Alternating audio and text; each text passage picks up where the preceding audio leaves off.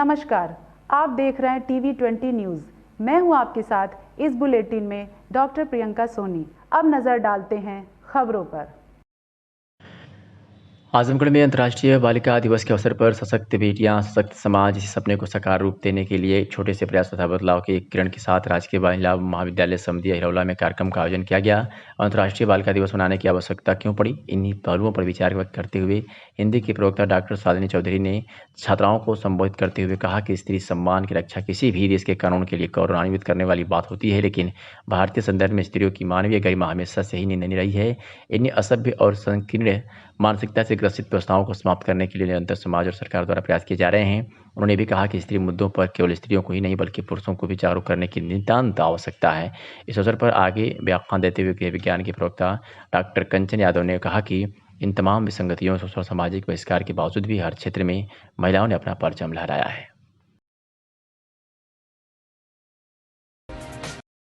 महिला कल्याण विभाग के तत्वावधान में अंतर्राष्ट्रीय बालिका दिवस के अवसर पर महिला कल्याण अधिकारी प्रीति उपाध्याय की अध्यक्षता में प्रतिभा निकेतन इंटर कॉलेज पर आजमगढ़ में कानूनी जागरूकता कार्यक्रम का आयोजन किया गया। इस अवसर पर महिला कल्याण अधिकारी ने बताया कि प्रत्येक वर्ष अंतर्राष्ट्रीय बालिका दिवस का आयोजन 11 अक्टूबर को बालिकाओं और लड़कियों से संबंधित मुद्दों और समस्याओं के प्रति जागरूकता एवं बालिकाओं के अधिकारों को बढ़ावा देने हेतु आयोजित किया जाता है। उत्तर प्रदेश में महिला कल्याण विभाग द्वारा महिलाओं एवं बालिकाओं के सशक्तिकरण, स्वावलंबन एवं प्रदेश एवं महिलाओं एवं बालिकाओं के स्वास्थ्य और शिक्षा की स्थिति को बेहतर करने, कन्या भ्रूण हत्या व बाल विवाह को समाप्त करने, समान लिंगानुपात स्थानीय करने, बालिकाओं के जन्म के प्रति समाज व आमजन में सकारात्मक सोच विकसित करने और उनके उज्जवल भविष्य की आधारशिला रखने के उद्देश्य की प्राप्ति हेतु कार्य किया जा रहा है। आजमगढ़ से खबर है, जहां उत्तर प्रदेश में आगामी विधानसभा चुनाव को लेकर राजनीतिक पार्टियां इस समय कमर कसना शुरू कर दिया है। पूर्वांचल के चर्चित जिले आजमगढ़ में सभी पार्टियों की शेष निगाहें बनी हुई है। आजमगढ़ सपा गढ़ माना जाता है। उत्तर प्रदेश के पूर्व मुख्यमंत्री, सपा के राष्ट्रीय अध्यक्ष इस वक्त आजमगढ़ के सांसद हैं। अखिलेश यादव के संसदीय क्षेत्र में रिपब्लिकन ऑफ इंडिया पार्टी यानी आरपीआई ने सींग लगाना शुरू कर दिया है। आरपीआई के राष्ट्रीय अध्यक्ष रामदास अठावले बीजेपी से बंधन में हैं, केंद्रीय मंत्री भी हैं। इसी कड़ी में आजमगढ़ के मेहनगर में आरपीआई ए के कार्यालय का उद्घाटन किया गया। साथ ही साथ युवा प्रकोष्ठ की टीम का भी गठन किया गया।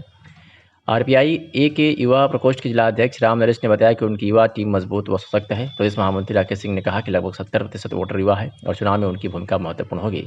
युवा आज हमारे साथ हैं। प्रदेश प्रवक्ता पवन उपाध्याय ने कहा कि आज के समय में युवा पूरी तरीके से जुड़ा हुआ है, उनसे झूठ बोलकर अब कोई राजनीति नहीं कर सकता।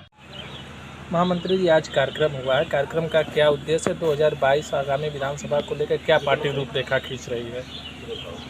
आज हमारे यहाँ कार्यालय का उद्घाटन एवं जो युवा प्रकोष्ठ बना है इसका स्वागत समारोह था और 2022 वाले चुनाव में आरपीआई बीजेपी की मजबूत साझेदारी के रूप में उत्तर प्रदेश में मिलजुल करके चुनाव लड़ेगी।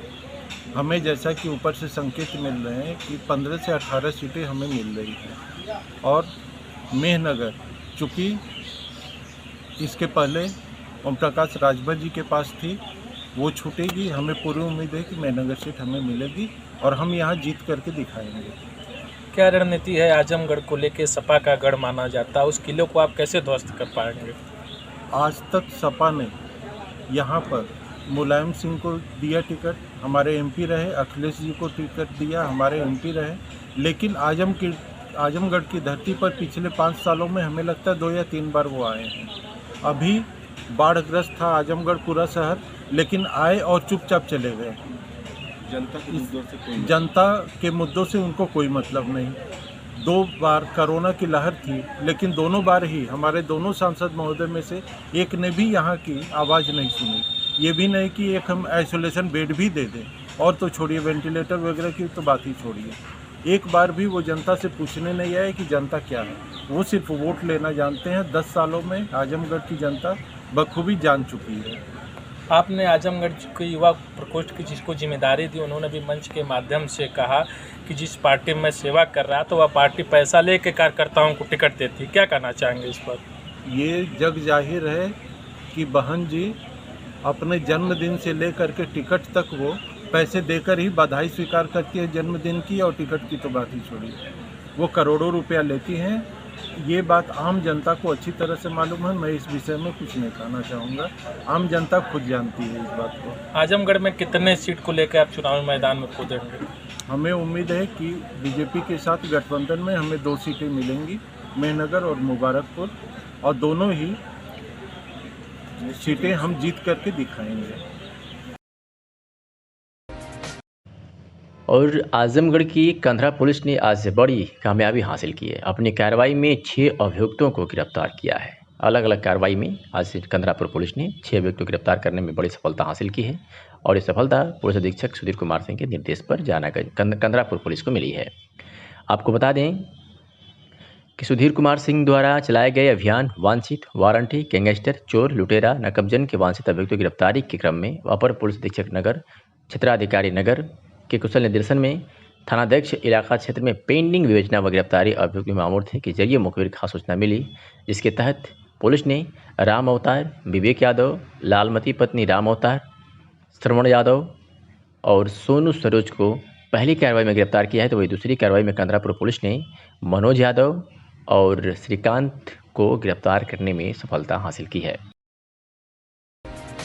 और आज बिलरियागंज पुलिस ने एक बड़ी कामयाबी हासिल करते हुए गांजा तस्कर को गिरफ्तार कर लिया और उसके पास से अवैध गांजा भी बरामद किया है। बता दें कि पुलिस अधीक्षक सुधीर कुमार सिंह के कुशल निर्देशन व अपर पुलिस अधीक्षक ग्रामीण आजमगढ़ व क्षेत्राधिकारी सकड़ी आजमगढ़ के कुशल नेतृत्व में आज उप निरीक्षक ओम प्रकाश यादव तथा थाना बिलरियागंज के नेतृत्व में आरिफ पुत्र फतेह मोहम्मद निवासी मोहम्मदपुर थाना बिलरियागंज आजमगढ़ को गिरफ्तार करने में सफलता हासिल की है।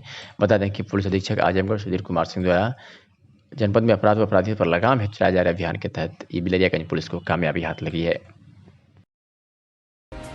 लखनऊ से खबर है, जहां जेबी तिराहे पर गांधी प्रतिमा पर लखीमपुर खीरीकांड के बाद दोषियों पर कार्रवाई को लेकर और केंद्र सरकार में मंत्री अजय मिश्रा को मंत्री पद से हटाए जाने की मांग को लेकर आज अखिल भारतीय कांग्रेस की राष्ट्रीय महासचिव एवं प्रभारी उत्तर प्रदेश प्रियंका गांधी वाड्रा द्वारा लखनऊ में गांधी प्रतिमा के सामने मौन धरने पर बैठने के उपरांत आज आजमगढ़ कांग्रेस द्वारा उनके समर्थन में मौन धरना दिया गया ताकि मंत्री की बर्खास्तगी को लेकर सरकार पर दबाव बनाया जा सके और पीड़ित किसान परिवार को न्याय दिलाया जा सके।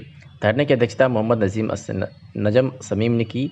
धरने में पूर्व जिला अध्यक्ष हवलदार सिंह, बिलाल अहमद, एडवोकेट तेज बहादुर यादव सहित कई लोग मौजूद रहे। अपना परिचय देते हुए आज आप लोग गांधी तिराहे पे प्रदर्शन कर रहे हैं, क्या है पूरा? आज लखीमपुर घटना के उपरांत पुलिस द्वारा और शासन द्वारा कार्रवाई नहीं की जा रही थी, जिसको लेकर हमारी उत्तर प्रदेश प्रभारी राष्ट्रीय महासचिव माननीय प्रियंका गांधी जी द्वारा आंदोलन किया गया। उसके बाद भाजपा सरकार के मंत्री अजय मिश्रा के पुत्र द्वारा जो किसानों को रौंदा गया था और 6-7 किसान जो है मृत्यु हो गई थी उनकी। इसके बाद जो कार्रवाई पुलिस द्वारा की जा रही है उस पर अजय मिश्रा की इस्तीफे के लिए आज हमारी प्रभारी माननीय श्री प्रियंका गांधी जी लखनऊ गांधी तिराहे पे गांधी जी की मूर्ति के सामने मौन धरने पर हैं। उनके समर्थन में आज हम लोग गांधी तिराहे पे गांधी जी की मूर्ति के सामने मौन धरना देने जा रहे हैं। जिलाधिकारी द्वारा आगामी नवरात्रि में दशहरा पर्व पर विशेष रूप से प्रयुक्त होने वाले खाद्य पदार्थों की जांच हेतु खाद्य सुरक्षा एवं औषधि प्रशासन विभाग को निर्देशित किया गया है। तत्क्रम में खाद्य सुरक्षा विभाग की टीम ने आज पूरे जनपद में अभियान चलाकर शुभम किराना स्टोर सिविल लाइन आजमगढ़ से कुट्टू आटा व मूंगफली दाना, संजय प्रोविजनल स्टोर हरबंसपुर आजमगढ़ से काजू अरविंद, हरबंसपुर से साबुत कुट्टू साइर इंटरप्राइजेज गोसाईगंज से घी तथा सालेपुर निजामाबाद से मूंगफली दाना, इस प्रकार विभिन्न खाद्य पदार्थों कुल 6 नमूने जांच क्षेत्र संग्रहित कर जन विश्लेषक प्रतियोगिता को प्रसिद्ध कर दिया गया है। इसकी जांच रिपोर्ट आने पर खाद्य सुरक्षा मानक अधिनियम 2006 के सुसंगत प्रावधानों के तहत अग्रिम विधिक कार्रवाई विभाग द्वारा की जाएगी।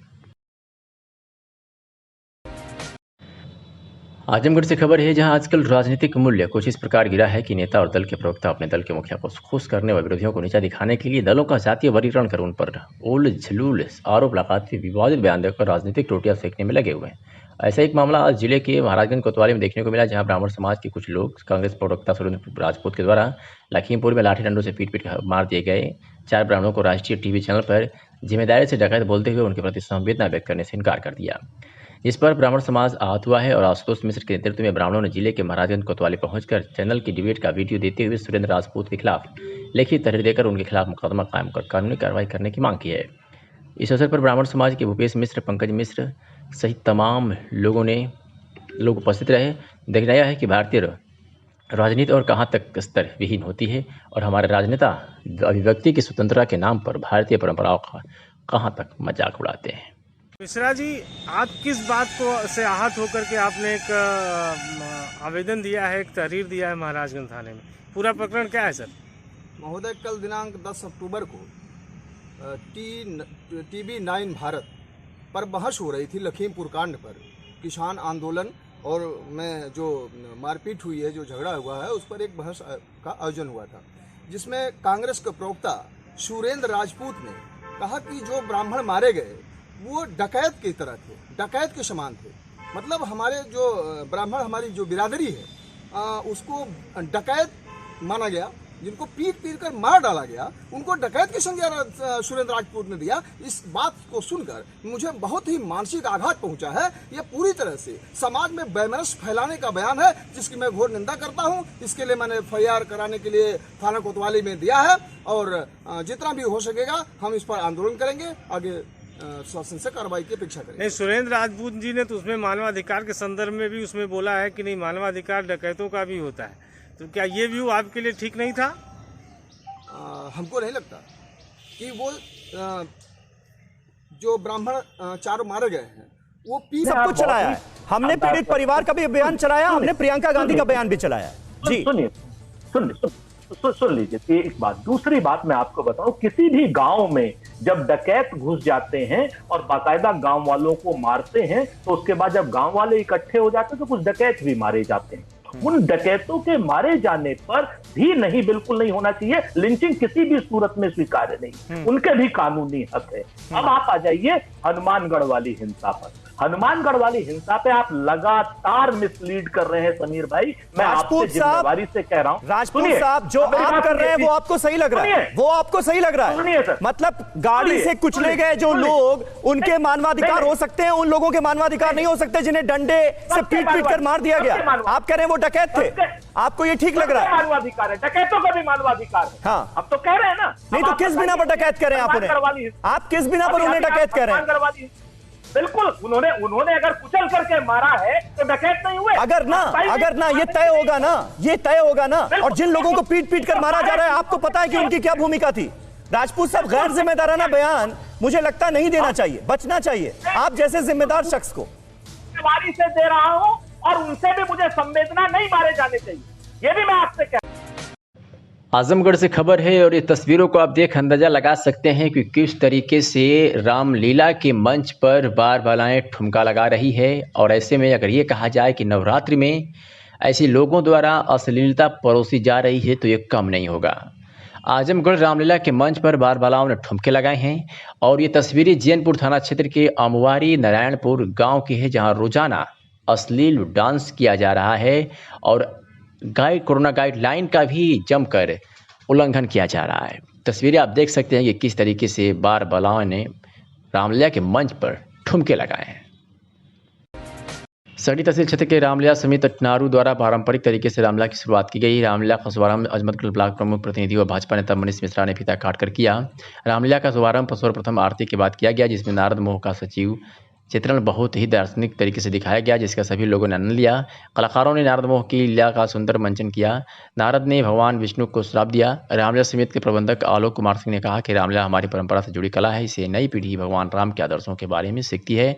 उन्होंने युवाओं से भगवान श्री राम के आदर्शों को अपने जीवन में आत्मसात करने का आह्वान किया। जी, आपके रामलीला हो रही है, रामलीला का मेन मोटिव क्या होता है, सबसे अच्छा एक्ट क्या होता है, और ये बताएं कि आज रामलीला पर आप क्या कहना चाहते हैं गांव के लोगों से?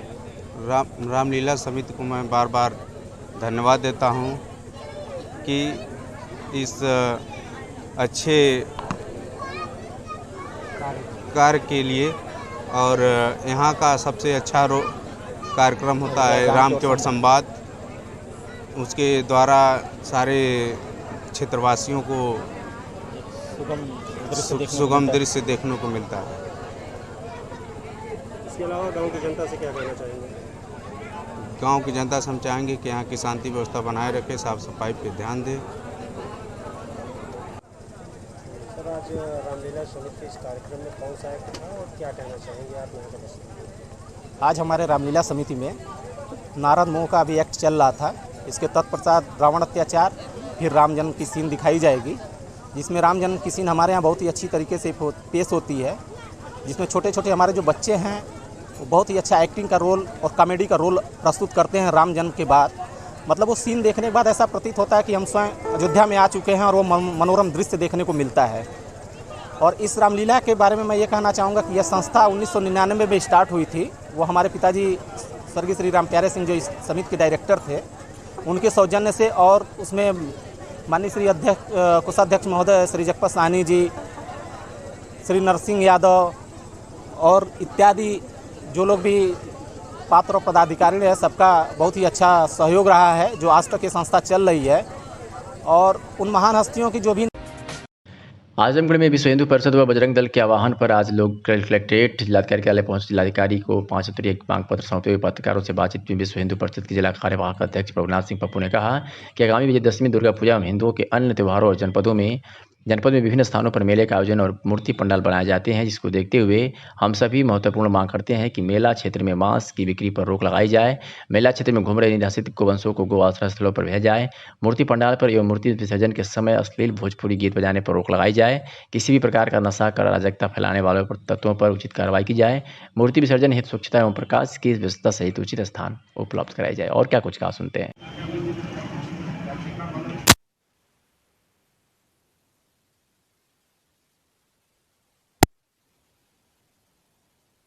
कार्यक्रम रखा गया मेले में जो है मांस की बिक्री न हो और साफ सफाई की व्यवस्था हो, मूर्ति विसर्जन की व्यवस्था हो, इसीलिए हम लोग डीएम साहब से मिले। क्या मांगे थी आपकी?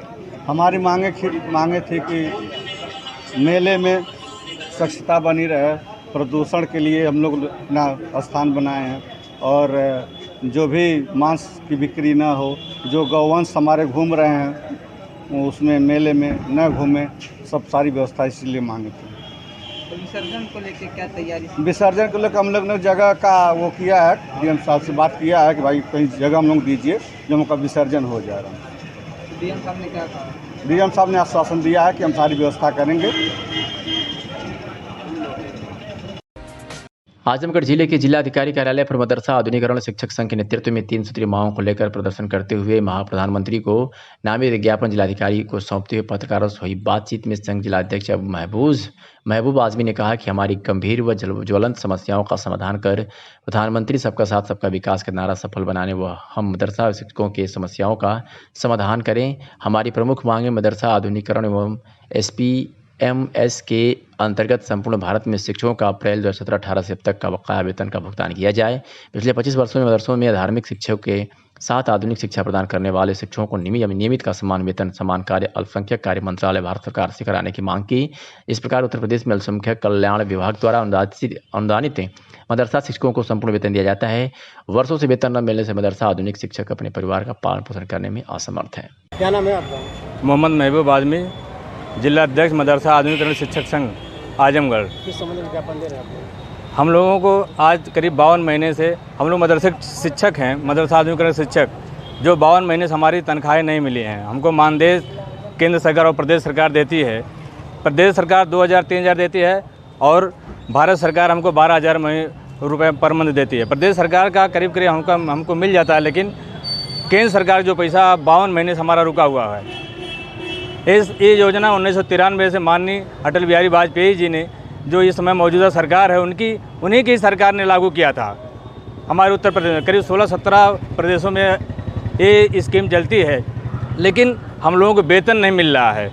आज 52 महीने से हम लोग भूखे हैं। हमारे टीचर धूप में, गर्मी में, बरसात में जाके पढ़ाते हैं, फिर भी हमको वेतन नहीं मिला।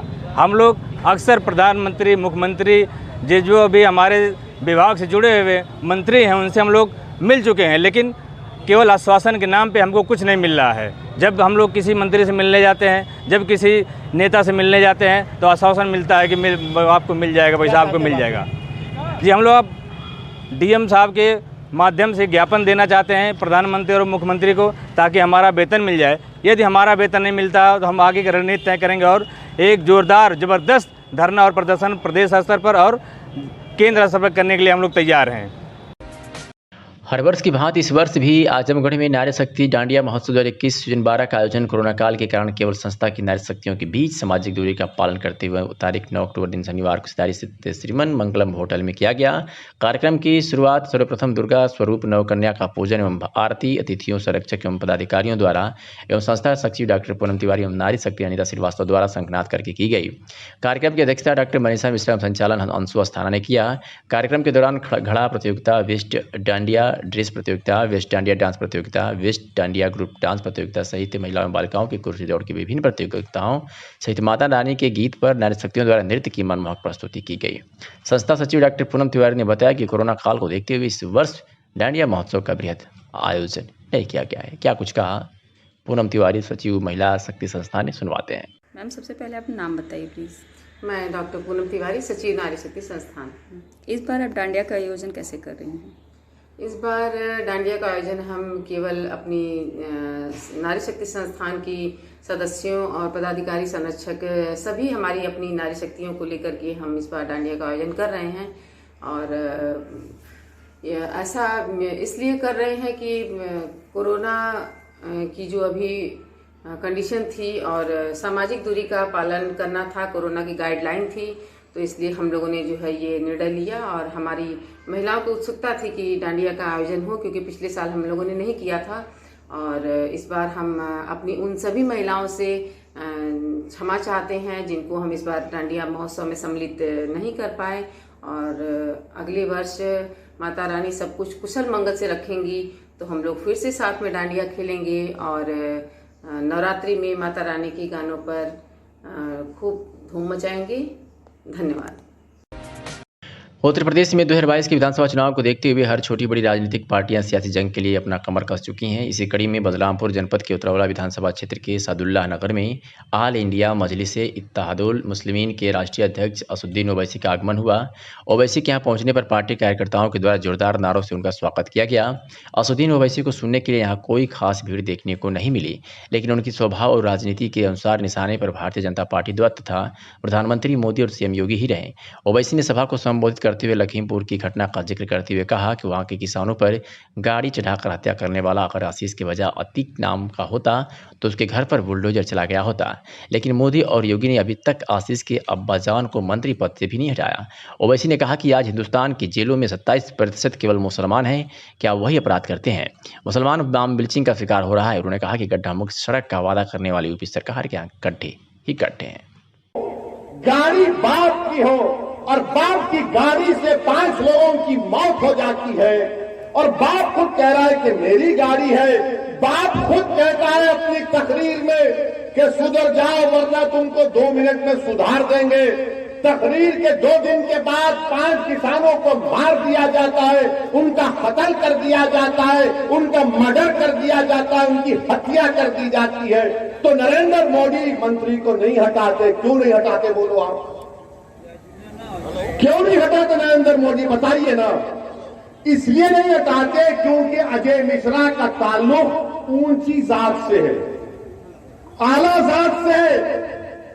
इसीलिए नरेंद्र मोदी बोल रहे नहीं नहीं चुनाव आ रहे, आला जात के ऊंची जात के वोट नहीं मिलेंगे, इनको हम बचाएंगे। अगर आशीष की जगह उसका नाम अतीक होता, आशीष की जगह उसका नाम अतीक होता तो क्या बुलडोजर नहीं चल जाता उसके घर के ऊपर? क्या बुलडोजर नहीं चलता? तो नाम आशीष है, अतीक नहीं है। तो कहा कि आशीष है तो हमारा शिष्य है, हम इसको बचाएंगे। अतीक है तो गुंडा है, बाहुबली है, माफिया है। और आशीष जो है लोकप्रिय नेता है।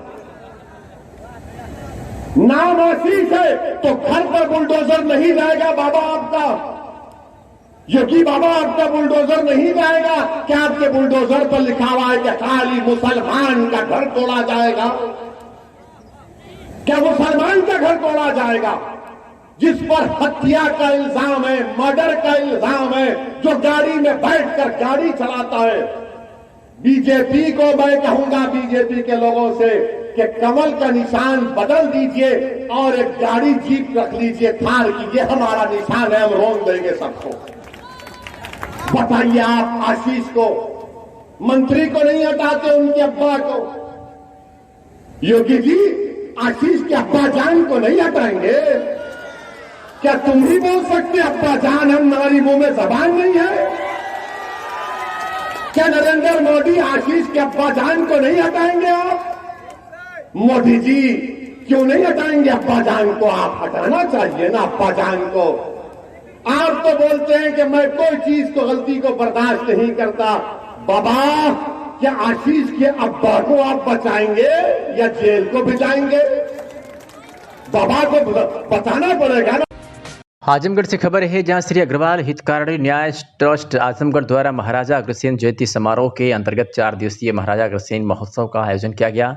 कार्यक्रम के अंतिम दिन सांस्कृतिक संध्या समारोह के मुख्य अतिथि विधान परिषद सदस्य पूर्व आईएएस व भारतीय जनता पार्टी के प्रदेश उपाध्यक्ष ए.के. शर्मा रहे। ट्रस्ट के सम्मानित सदस्यों के साथ मुख्य अतिथि ने महाराजा अग्रसेन जी की प्रतिमा के सम्मुख दीप जलाकर समारोह का विधिवत उद्घाटन किया। मुख्य अतिथि का स्वागत अंगवस्त्र, माल्यार्पण व प्रतीक चिन्ह देकर ट्रस्ट के अध्यक्ष सुदर्शन दास अग्रवाल, मंत्री शशिभूषण अग्रवाल, मुकुल व कोषाध्यक्ष सुनील कुमार अग्रवाल कप्पू ने किया। मुख्य अतिथि का स्वागत भाषण श्री अग्रसेन महिला महाविद्यालय के प्रबंधक सुधीर अग्रवाल ने किया। मुख्य अतिथि ने अपने संबोधन में कहा कि अग्रवाल समाज सदैव ही समाज सेवा के कार्यों में बढ़ चढ़कर अपने अग्रज महाराजा अग्रसेन की प्रेरणा से कार्य करता है। शैक्षणिक व सामाजिक क्षेत्र में अग्रवाल समाज की अहम भूमिका रही है। ऐसे समारोह के माध्यम से हम समाज में सामाजिक एकता व समरसता का बोध कराते हैं। अग्रवाल समाज आजमगढ़ का यह कार्य बहुत ही सराहनीय है। जब भी समाज को हमारी जरूरत होगी, हर संभव मदद करने के लिए तैयार रहेंगे। महाराजा के सांस्कृतिक समारोह में महाराजा अग्रसेन जी के जीवन चरित्र पर आधारित नृत्य नाटिका को सुमन रिंकूजीत एंड ग्रुप कोलकाता पश्चिम बंगाल ने आकर्षक व मनमोहक स्वरूप में प्रस्तुत किया, जिसे समाज के लोगों ने काफ़ी सराहा। साथ ही इन साथी कलाकारों द्वारा श्री कृष्ण महाराजा रावण वध व महिषासुरमर्दिनी की मनमोहक प्रस्तुतियाँ की गई। हुनर संस्थान आजमगढ़ द्वारा रामलीला का भावपूर्ण मंचन किया गया। आज क्या कार्यक्रम रहा पूरा, इसमें विधान परिषद के सदस्य भी। महाराजा अग्रसेन जयंती महोत्सव का आज कार्यक्रम था।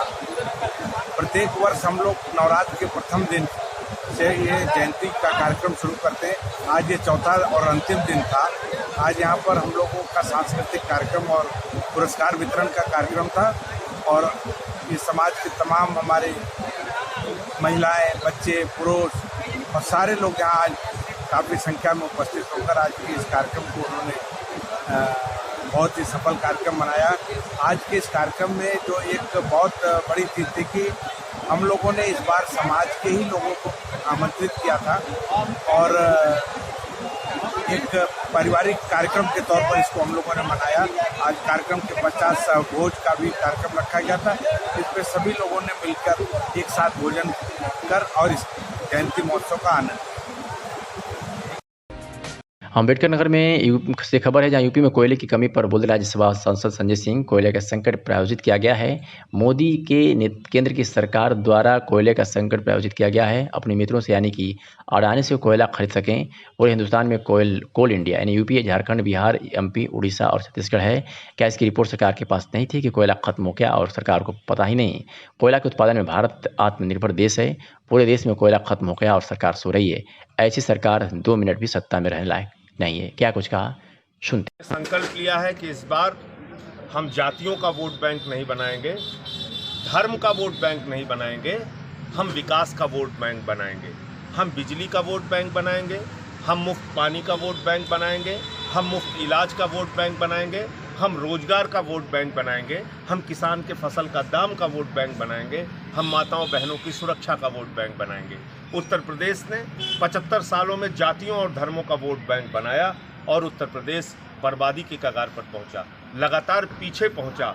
हमें शमशान बनाने वाली पार्टियां नहीं चाहिए। एक ऐसी पार्टी उत्तर प्रदेश में मनहूस पार्टी काम कर रही है, भारतीय जनता पार्टी, जिसने 17 के चुनाव में कहा था हमें गांव-गांव में शमशान बनाना है और इस मनहूस पार्टी ने कोरोना की महामारी में गांव-गांव में शमशान बना दिया। हमें अपने बच्चों के लिए स्कूल बनाना है, अस्पताल बनाना है, अच्छी सड़कें बनानी है, रोजगार के लिए उद्योग लगाना है, हमें शमशान नहीं बनाना। तो इसलिए हम पूरे प्रदेश में अभियान चला रहे हैं।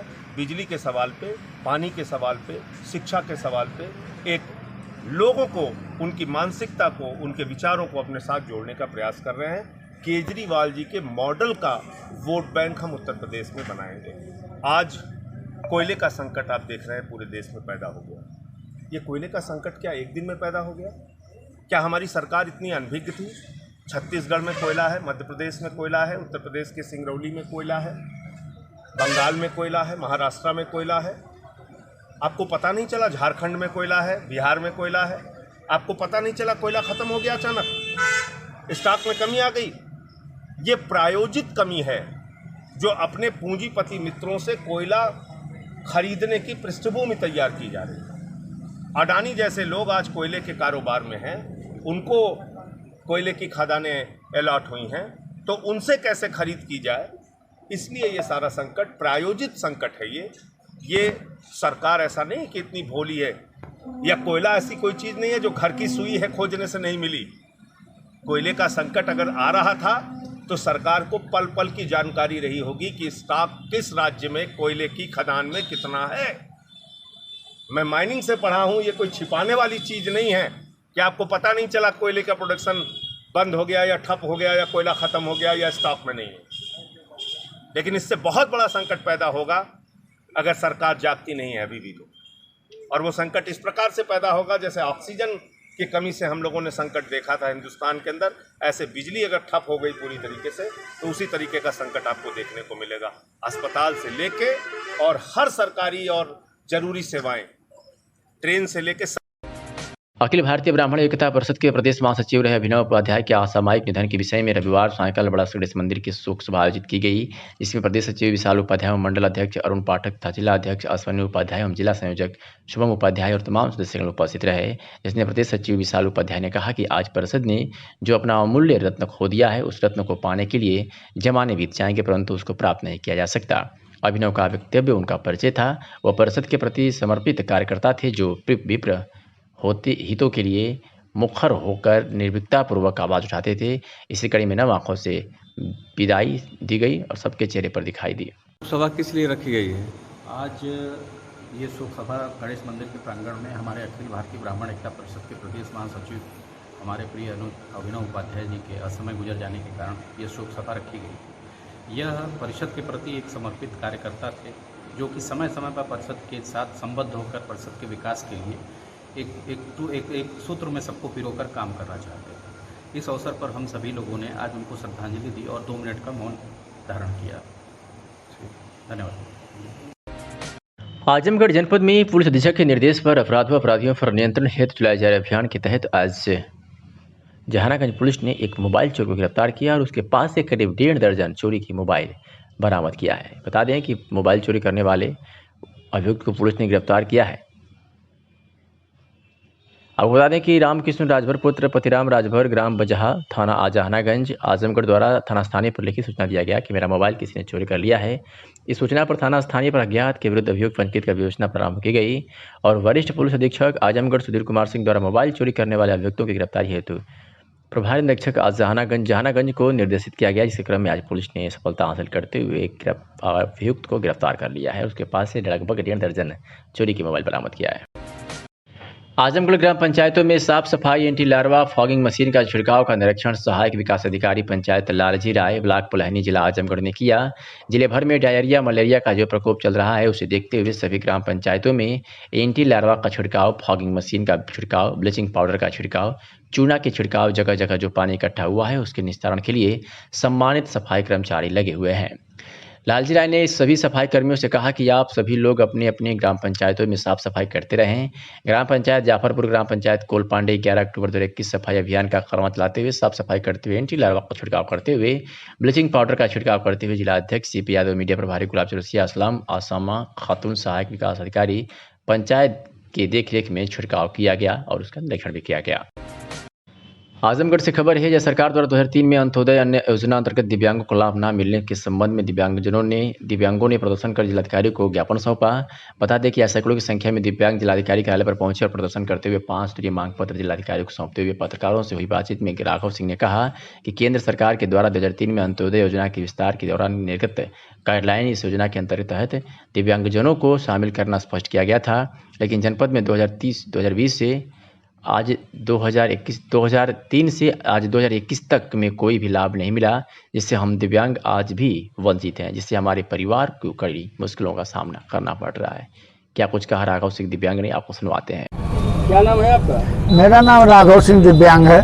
क्या मामला क्या? मामला ये है कि हमारे केंद्रीय मंत्री खाद्यान्न जो रामविलास पासवान जी थे स्वर्गीय, वो केंद्र से पास किए थे कि दिव्यांगों को लाल कार्ड मिलेगा, गल्ला मिलेगा। हाईकोर्ट का फैसला था 13 में, लेकिन आज ये डीएम साहब लागू नहीं किए, जबकि इसके पहले अलवाई साहब दिव्यांग डीएम थे, पूरे जिले का विकास करके गए, पूरे समाज का विकास करके गए, लेकिन ये हमारे डीएम साहब जो है कुछ नहीं कर रहे हैं। दिव्यांगों के साथ अन्याय हो रहा है। तो आप क्या चाहते हैं? हम यही चाहते हैं कि हमारे दिव्यांगों को जो 4% आरक्षण मिले, अब गांव में मनरेगा में मैट्रिक काम मिले, राशन जो है वो लाल कार्ड मिले, इनके नौकरी में हर सुविधा मिले, आवास मिले, बच्चों के लिए शिक्षा मिले। और फिर से अगर आपकी ये मांगे पूरी नहीं होती तो आगे आप लोग आगे अगर ये नाम मांगे नहीं पूरी होती है तो हमारी लड़ाई है और 22 सहयोगी के साथ डट की लड़ाई होगी और जम की लड़ाई होगी, आर पार की लड़ाई होगी। आजमगढ़ जिले में अखिलेश यादव के लापता होने के पोस्टर व मोमबत्ती लेकर लोग प्रदर्शन कर रहे हैं। आजमगढ़ के सांसद अखिलेश यादव हैं और इसलिए उनके लापता होने के पोस्टर जिले के कलेक्ट्रेट की दीवारों पर चस्पा कर रहे हैं। अखिलेश यादव को जिले की जनता हाथ में मोमबत्ती व पोस्टर लेकर सड़क पर खोज रही है। अखिलेश यादव खोजने का कोई पहला वाकया नहीं है। 2 वर्ष पूर्व भी कांग्रेस के नेताओं ने अखिलेश यादव के लापता होने के पोस्टर लगाए थे। भाजपा जिला उपाध्यक्ष हरिवंश मिश्र ने अखिलेश यादव पर आरोप लगाते हुए कहा कि जिले की जनता ने इतने बड़े नेता को चुनाव जीता कर इसलिए भेजा था कि जिले की समस्याओं का समाधान करेंगे, पर अखिलेश यादव आजमगढ़ जिले के लालगंज संसदीय क्षेत्र में निजी कार्यक्रम में शामिल होते हैं, पर जलभराव व डायरिया से जूझ रही जनता का हाल लेने नहीं आते हैं। कोविड संक्रमण के समय प्रधानमंत्री अपने संसदीय क्षेत्र का दौरा किए, पर अखिलेश यादव झांकने नहीं आए। इसी से नाराज होकर यह पोस्टर लगाए गए हैं।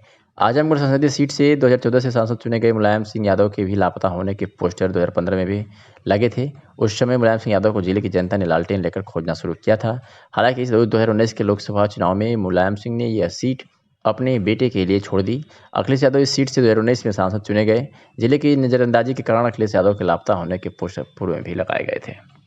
हरिवंश मिश्रा, जिला उपाध्यक्ष भाजपा आजमगढ़। ये आज आप लोग जो लिखा रहे हैं अखिलेश यादव खोजने, क्या उद्देश्य? देखिए, पूरे देश में महामारी का संकट इतना विकट था पूर्व में, लेकिन कोरोना संक्रमित होने के बाद हमारे मुख्यमंत्री जी एक दिन तक अपनी राहत नहीं लिए और जनता के बीच में संवाद करते रहे। लेकिन यहाँ के सांसद कोरोना काल में जनता की एक भी सुधि लेने नहीं आए और इस समय जल जमाव इतना हुआ है जो कि हमारे प्रतिनिधि जगह जगह पर, नेता जगह जगह पर भारतीय जनता पार्टी के उतर कर राहत सामग्री बांट रहे हैं और सबको हालचाल ले रहे हैं। लेकिन ये राष्ट्रीय अध्यक्ष हैं और यहाँ के सांसद भी हैं, इनको यहाँ की जनता ने इसलिए वोट देकर जिताया था कि हम लोगों ने इनको वोट देंगे तो कम से कम हमारा विकास होगा और यहाँ की जनता का भला होगा। लेकिन जब से वो सांसद बने हैं यहाँ का शुद्ध भुला गए हैं। लेकिन एक बड़े नेता का अगर किसी के घर उनके कुत्ते भी मर जाएं तो वहाँ तेरही करने ये जरूर जाएंगे, वहाँ न्योता खाने ये जरूर जाएंगे। ये दुर्भाग्यपूर्ण है। आज आजमगढ़ की जनता पानी से त्राही है, जहाँ पर हमारे जनप्रतिनिधियों ने कोई निधि नहीं है, लेकिन अपने निधि से उन लोगों ने वहाँ पे कार्य कर रहे हैं, यहाँ के प्रशासन के लोगों को लेकर कार्य कर रहे हैं। लेकिन दुर्भाग्य ये है कि वो यहीं पर आए थे, लेकिन एक बार बाहर की हालचाल लेने नहीं गए। दूसरा, इनके 9 विधायक सब के सब एसी में आराम कर रहे हैं, कोई निकल के जनता की हालचाल नहीं ले रहा है। इसी पे हम लोगों ने आज सांसद खोजो अभियान यहाँ से चालू किया है। अगर 24 से 48 घंटे में इनकी पता नहीं लगी तो हम लोगों ने हर थानों में जा करके इनकी गुमशुदा की रिपोर्ट। आजमगढ़ की अतरौलिया से खबर है, जहां प्रधानमंत्री जन आरोग्य योजना के तहत आयुष्मान गोल्डन कार्ड का वितरण किया गया है। बता दें कि सोमवार को सामुदायिक स्वास्थ्य केंद्र अतरौलिया में आयुष्मान गोल्डन कार्ड वितरण कार्यक्रम का आयोजन किया गया। कार्यक्रम के मुख्य अतिथि जिला उपाध्यक्ष लालगंज जितेंद्र सिंह गुड्डू तथा विशिष्ट अतिथि युवा मोर्चा जिलाध्यक्ष लालगंज नीरज तिवारी रहे। कार्यक्रम का संचालन सुरेश चंद तथा अध्यक्षता स्वास्थ्य अधीक्षक डॉक्टर शिवाजी सिंह ने किया। सामुदायिक स्वास्थ्य केंद्र के आयुष्मान मित्र द्वारा ग्रामीण अंचलों के गरीब परिवारों को जो लाल कार्ड धारक है उस सभी लोगों का आयुष्मान कार्ड बनाया जाएगा। 1 महीने के अंदर सभी गरीब परिवारों को सरकार की जन उपयोगी योजना आयुष्मान गोल्डन कार्ड से आच्छादित कर दिया जाएगा। आज सुनाते हैं कि विशिष्ट अतिथि नीरज तिवारी और स्वास्थ्य अधीक्षक डॉक्टर शिवाजी सिंह ने क्या कुछ कहा। हुआ इसका? आयुष्मान योजना के तहत हम लोगों ने गोल्डन कार्ड का वितरण किया गया, जो कि हम लोग के भारतीय जनता पार्टी और माननीय मुख्यमंत्री योगी आदित्यनाथ, प्रधानमंत्री नरेंद्र मोदी जी का जो सपना था कि गरीब से गरीब व्यक्ति को भी मुफ्त में दवा मिले, राशन मिले और आवास मिले, उसी के तहत आज आयुष्मान कार्ड हम लोग वितरण किया गया और कुछ लोगों छूट गए हैं, वो आने वाले दिन में और डॉक्टर साहब के रिक्वेस्ट में हो जाएगा। आज हम लोगों को शासन के निर्देशानुसार जो गरीबी रेखा के नीचे लाल कार्ड धारक थे उनको अब आयुष्मान गोल्डन कार्ड से आच्छादित किया जा रहा है। उसी के तहत कार्ड बनाया गया था, जिसमें हमें भाजपा पदाधिकारियों द्वारा उसका आज वितरण किया गया है। और हम अपने गांव, पूरे ब्लॉक के क्षेत्र हर गांव में हमारे बीएलई जाएंगे। हमारे सीएससी पे रोज़ आयुष्मान मित्र के द्वारा ये लाल कार्ड धारकों का आयुष्मान गोल्डन कार्ड बनाया जाएगा और विगत 1 महीने के अंदर हम सभी को आच्छादित कर देंगे। सभी को कितने लोगों का गोल्डन कार्ड वितरण किया गया? गोल्डन कार्ड तो काफ़ी बने हुए थे, लेकिन आज उपस्थित हुए लाभार्थी 30 उसके करीब आज उपस्थित थे।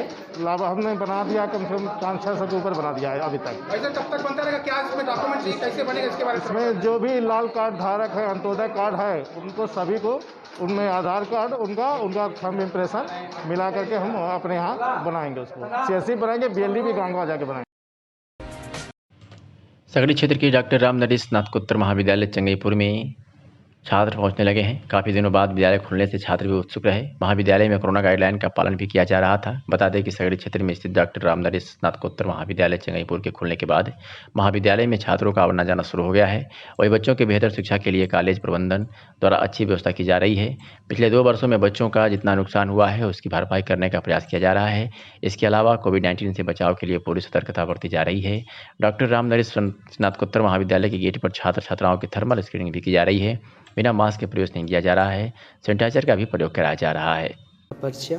मैं प्रियंका प्रजापति हूँ। किस क्लास में पढ़ती हैं? मैं एमएससी फाइनल ईयर में पढ़ती हूँ। कौन सा स्कूल है आपका? स्कूल का नाम मेरा doctor Ram Naresh PG college है। और इतने दिनों बाद स्कूल खुला है, काफ़ी दिन हो गए स्कूल खुले हुए, क्या आपके स्कूल में सरकारी गाइडलाइन का पालन किया जा रहा है? सोशल डिस्टेंसिंग का पालन करते हुए हमारा कॉलेज खुला है। क्या क्या किया जाता है सोशल डिस्टेंसिंग में? सोशल डिस्टेंसिंग में हमारे कॉलेज में मतलब सभी लोग मास्क लगा के आते हैं और सैनिटाइजर यूज होता है, मतलब ऐसे वगैरह करके। अच्छा, टीचर लोग भी मास्क उगसाते हैं? यस सर, टीचर लोग एंड टीचिंग भी सभी लोग मास्क लगा कर आते हैं। का परिचय सर? मैं Shiv Prasad Yadav, doctor Ram Naresh PG college में हिंदी सब्जेक्ट का प्रवक्ता हूँ। क्या काफ़ी दिनों बाद स्कूल खुला है, काफ़ी दिन हो गए स्कूल खुले हुए जी? क्या आपके स्कूल में सरकार की गाइडलाइन का पालन किया जा रहा है? जी बिल्कुल किया जा रहा है। किस तरीके से किया जा रहा है? सर मास्क लगा करके, सोशल डिस्टेंसिंग बना करके, और हमारे यहाँ जितने भी छात्र छात्राएँ हैं सभी सोशल डिस्टेंसिंग का पालन करते हैं। अध्यापक वृंद पालन करता है, बड़े बाबू लिपिक वृंद पालन करता है, और हमारे यहाँ बिल्कुल जो कोविड गाइडलाइन का पालन किया जा रहा है। किस तरीके से किया जा रहा है? सोशल डिस्टेंसिंग के माध्यम से। और क्या किया जा रहा है? और 2 गज की दूरी बनाकर सभी छात्र छात्राएँ बैठते हैं। अध्यापक लोग 2 गज की दूरी बना करके बैठते हैं। और बच्चियों और बच्चों को क्या संदेश देना चाहते हैं? सर हम अपने माध्यम से संदेश देना चाहते हैं छात्र छात्राओं को कि सभी छात्र छात्राएँ कोविड गाइडलाइन का पालन करें, और अध्यापक प्रवक्ता वृंद करें, लिपिक वृंद करें। और हमें संदेश देना चाहते हैं कि हमारी सरकार जो है कोविड गाइडलाइन का पालन करा करके बहुत ही उत्तम और बेहतरीन काम किया है। जैनपुर कोतवाली थाना क्षेत्र के राजूपट्टी गांव निवासी कैलाशी पत्नी राजेंद्र व सीता पत्नी मनोज निवासी राजूपट्टी बघावर ने थाने में लिखित तोड़ देते हुए मारपीट और कपड़े फाड़ने का आरोप पड़ोसी पर लगाया है। पीड़िता ने बताया कि पड़ोसी की एक महिला से कहासुनी हो गई थी। पुराने रंजिश को लेकर गांव निवासी दिनेश राम मुहूर्त रविंद्र पुत्र गण द्वारा हम प्रार्थनी गण को मारने पीटने लगे, कपड़े तथा फाड़ दिए गए हैं। मारपीट में पीड़िता को काफ़ी चोटें भी आई हैं। वो अपने बचाव के लिए घर में घुसी तो वहाँ भी घर में घुसकर मारने पीटने के साथ अभद्रता की सारी सीमाएं तोड़ दिया गया। पीड़िता ने इस मामले में दोषी के विरुद्ध मुकदमा दर्ज कर। आपका नाम क्या है? कैलाशी। कौन सा ग्राम सभा पड़ेगा? राजूपट्टी। अच्छा, क्या मामला है कि आज कोतवाली पे आई हैं? मार झगड़ा कैला। अच्छा, कौन कौन मारा है आपको? दिनेश घर में घींच के मारा था। दिनेश, रविंदर, सूरत मूरत। अच्छा अच्छा रविंदर। अच्छा हाँ, खींच के घर में मन अपाही में आदमी है। अच्छा, ये कह रहे हैं कि कोतवाल साहब को आज एप्लीकेशन दिए हैं। हाँ। कोतवाल साहब क्या बोले हैं? बोलना कि ले जाए आगे कार्रवाई करो। ठीक। जालौन से खबर है, जहां इकबाल मंसूरी पूर्व नगर अध्यक्ष समाजवादी पार्टी ने बताया कि नगर जालौन कन्हैया धाम गेस्ट हाउस में समाजवादी किसान नौजवान पटेल यात्रा का आगमन हुआ, जिसमें मुख्य अतिथि नरेश उत्तम पटेल प्रदेश अध्यक्ष समाजवादी पार्टी मौजूद रहे एवं समाजवादी पार्टी के पदाधिकारी व वरिष्ठ नेता सहित बड़ी संख्या में समाजवादी पार्टी के कार्यकर्ता मौजूद रहे। और ये खबर जौनपुर से है, जहां पुलिस ने व्हाट्सएप व इंस्टाग्राम पर अश्लील मैसेज करने वाले अभियुक्त को गिरफ्तार किया है और ये कामयाबी अजय सान्य पुलिस अधीक्षक जौनपुर के नेतृत्व में साइबर सेल व थाना ग्रामों को मिली है। बता दें कि पुलिस अधीक्षक जौनपुर के द्वारा जनपद में साइबर अपराध की रोकथाम और संलिप्त अपराधियों की गिरफ्तारी हेतु चलाए जा रहे अभियान के तहत साइबर क्राइम नोडल अधिकारी अपर पुलिस अधीक्षक नगर जौनपुर के निर्देश में थाना महाराजगंज पर मुकदमा पंजीकृत किया गया था और पीड़िता के इंस्टाग्राम और व्हाट्सएप पर इंटरनेट नंबर से अपनी पहचान को छिपाते हुए अश्लील मैसेज करता था तथा अपनी वास्तविक पहचान छिपाने के हेतु भिन्न भिन्न ऐप का प्रयोग करता था। वो इंस्टाग्राम की नई फेक आईडी विभिन्न नाम से बनाकर मैसेज करता था। ऐप के प्रयोग के कारण उक्त साइबर अपराधी को ट्रेस करने में समय लगा। इससे काफ़ी समय से पुलिस से बचता रहा था, लेकिन आज पुलिस ने उन्हें गिरफ्तार कर लिया है। प्राप्त हुई थाना महाराजगंज में जनपद जौनपुर में दिनांक 11 जुलाई का है। उसमें ये आरोप लगाया गया कि उनकी लड़की को, वादी की लड़की को डिफरेंट फेक आईडी बना के एक लड़का परेशान करता है।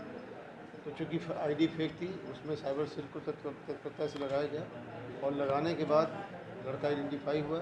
जिस मोबाइल से लड़का बना के भेजता था फेक आईडी से डिफरेंट फ़ोटो तस्वीर, कुछ अश्लील वीडियो भेजता था, उसको आज गिरफ्तार करके नियमानुसार कार्रवाई की जा रही है और जो मोबाइल यूज हुआ है वो मोबाइल बरामद हुआ है। लखनऊ से खबर है, जहां लोकतंत्र सेनानी कल्याण समिति के संरक्षक विधान परिषद सदस्य यशवंत सिंह ने कहा है कि लोकतंत्र सेनानी देश का आपातकाल थोपने वाली कांग्रेस से सावधान रहे। इस पार्टी ने हम लोगों को नहीं, स्वतंत्रता संग्राम के हीरो हम सभी के आदर्श लोकनायक जयप्रकाश नारायण को भी सलाखों के पीछे डाल दिया था। ऐसी पार्टी को लोकतंत्र सेनानी या लोकतंत्र का समर्थक कैसे क्षमा कर सकता है। सोमवार को चंद्रशेखर चबूतरा दारुल सफा लखनऊ पर आयोजित जयप्रकाश नारायण जयंती समारोह में जेपी के चित्र पर श्रद्धासुमन अर्पित करते हुए लोकतंत्र सेनानी कल्याण समिति के संरक्षक विधान परिषद सदस्य यशवंत सिंह ने कहा कि बीजेपी के नेतृत्व में 1974 में भ्रष्टाचार और बेईमानी के खिलाफ शुरू हुई हम सभी लोगों की लड़ाई अब निर्णायक मोड़ की ओर है। उन्होंने कहा कि देश की राजनीति में इस समय दो कतारें साफ साफ दिखाई रही है। इसमें एक कतार का नेतृत्व यशस्वी प्रधानमंत्री नरेंद्र मोदी और मुख्यमंत्री योगी आदित्यनाथ कर रहे हैं, जिनके ऊपर विरोधी भी बेईमानी और भ्रष्टाचार में लिप्त होने का आरोप लगाते हैं। दूसरी कतार में भ्रष्टाचार और बेईमानी की जननी केवल कांग्रेस नहीं है, आय से अधिक कमाई वाले एक से एक बड़े धुरंधर हैं, जिनके लिए राजनीति रोजगार है और वह लोग इसके माध्यम से अकूत संपदा कमा चुके हैं।